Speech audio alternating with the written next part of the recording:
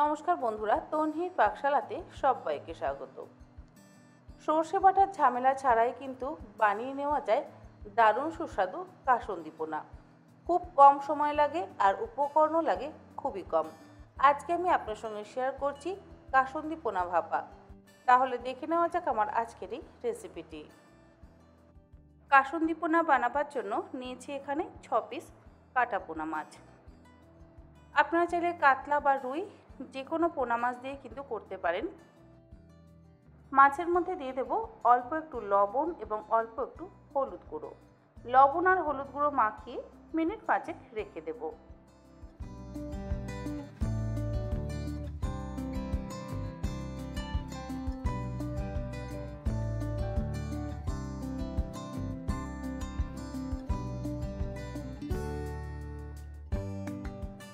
কড়াইতে দিয়ে দিলাম 4 টেবিল চামচ পরিমাণে সর্ষের তেল।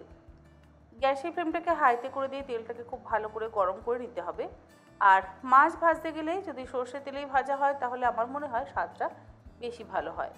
তেল গরম হয়ে যাওয়ার পর লবণ আর হলুদ গুঁড়ো মাখিয়ে রাখা মাছের পিসগুলো তেলের মধ্যে দিয়ে গ্যাসের ফ্লেমটাকে মিডিয়ামে করে উল্টে পাল্টে একটু গোল্ডেন ব্রাউন করে ভেজে নেব। খুব বেশি কড়া করে বা বেশি লাল করে ভাজবার প্রয়োজন নেই। আমি মাছটাকে অল্প একটু ভেজে নিয়ে তবেই কাসুন্দি পোনাটা বানাচ্ছি। আপনারা চাইলে কাঁচা মাছও কিন্তু অবশ্যই করতে পারেন। যদি আপনারা তেল আরও কম ব্যবহার করতে চান সেক্ষেত্রে কাঁচা মাছ দিয়েও কিন্তু এই কাসুন্দি পোনাটা বানাতে পারেন।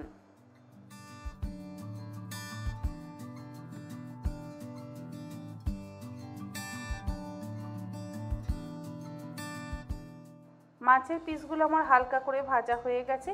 এগুলোকে তুলে একটা আলাদা পাত্রের মধ্যে রেখে দেব। গ্রাইন্ডিং জারের মধ্যে নিয়ে নিচ্ছি 2 টেবিল চামচ পরিমাণে পোস্ত। তার মধ্যে দিয়ে দিলাম হাফ চা চামচ পরিমাণে লবণ। পোস্ত আর লবণটা প্রথমে আমি ড্রাই গ্রাইন্ড করে নেব। জল দিয়ে পোস্ত না বেটে এইভাবে যদি ড্রাই গ্রাইন্ড করে নিয়ে পোস্তটা বাটা হয় তাহলে পোস্ত কিন্তু খুব সুন্দরভাবে মসৃণ হয়। এর মধ্যে দিলাম 3 টেবিল চামচ পরিমাণে ডেসিকেটেড কোকোনাট। আমি এখানে শুকনো নারকেলের গুঁড়ো ব্যবহার করেছি, আপনারা চাইলে কিন্তু ফ্রেশ নারকেল গুঁড়াও ব্যবহার করতে পারেন। আর দিলাম 1/3 কাপ পরিমাণে টক দই, তার সাথে 5টা কাঁচা লঙ্কা। অল্প একটু জল দিয়ে একদম মসৃণ করে বেটে নেব। যদি আপনারা আম কাসুন্দি পোনা বানাতে চান তাহলে এর মধ্যে একটু কাঁচা আম গ্রেট করেও ব্যবহার করতে পারেন, তাহলেই হয়ে যাবে কিন্তু আম কাসুন্দি পোনা। মশলা আমার বেটে নেওয়া হয়ে গেছে। এবার এটাকে আমি একটা স্টিলের টিফিন কৌটোর মধ্যে ঢেলে নিচ্ছি। তারপরে এর মধ্যে দিয়ে দেব 4 টেবিল চামচ পরিমাণে কাসুন্দি। আর দিচ্ছি 1/4 চা চামচ পরিমাণে হলুদ গুঁড়ো। হলুদ গুঁড়ো খুব বেশি ব্যবহার করবার প্রয়োজন নেই। হাফ চা চামচ দিয়ে দিলাম চিনি। তারপরে সমস্ত কিছু একসাথে ভালো করে মিশিয়ে নিচ্ছি।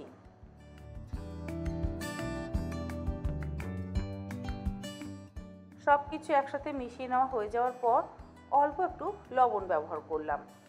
আর দিচ্ছি 2 থেকে 2.5 টেবিল চামচ পরিমাণে কাঁচা সর্ষের তেল। তেলের ব্যবহার কিন্তু খুব একটা বেশি নেই, মাছ ভাজতেই যা তেলের ব্যবহার করা হয়েছে। যদি আপনারা কাঁচা মাছ দিয়ে কাসুন্দি পোনা করতে চান তাহলে কিন্তু তেলের পরিমাণ আরোই কম লাগবে। দিয়ে দিলাম 5টা চেরা কাঁচা লঙ্কা আর অল্প একটু গ্রাইন্ডিং জারের মধ্যে জল নিয়ে সেই জলটাও এর মধ্যে দিয়ে একসাথে ভালো করে ফেটিয়ে নিচ্ছি।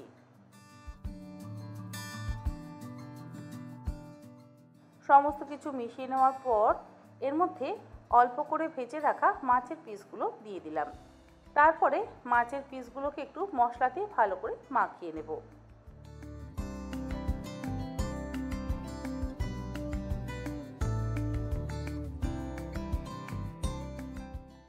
ওপর থেকে দিয়ে দিলাম একটা চেরা কাঁচা লঙ্কা। আগে তো অনেকগুলো চেরা কাঁচা লঙ্কা ব্যবহার করেছি, তবে আরও একটা কাঁচা লঙ্কা ওপর থেকে দিয়ে দিলাম। এরপরে টিফিন বাক্সটা বন্ধ করে দিয়ে কড়াইয়ের মধ্যে অল্প একটু জল দিয়ে টিফিন বক্সটা এই জলের ওপর বসিয়ে ঢাকা দিয়ে গ্যাসের ফ্লেমটাকে মিডিয়ামে করে দিয়ে মিনিট 5-7 ভাপিয়ে নেব। 7 মিনিট পর গ্যাসের ফ্লেমটাকে বন্ধ করে দিলাম আর এবারে আমি টিফিন বক্সটা খুলে দেখে নিচ্ছি আমাদের কাসুন্দি পোনা কেমন তৈরি হয়েছে। দেখুন আমাদের কাসুন্দি পোনা কিন্তু একদম তৈরি।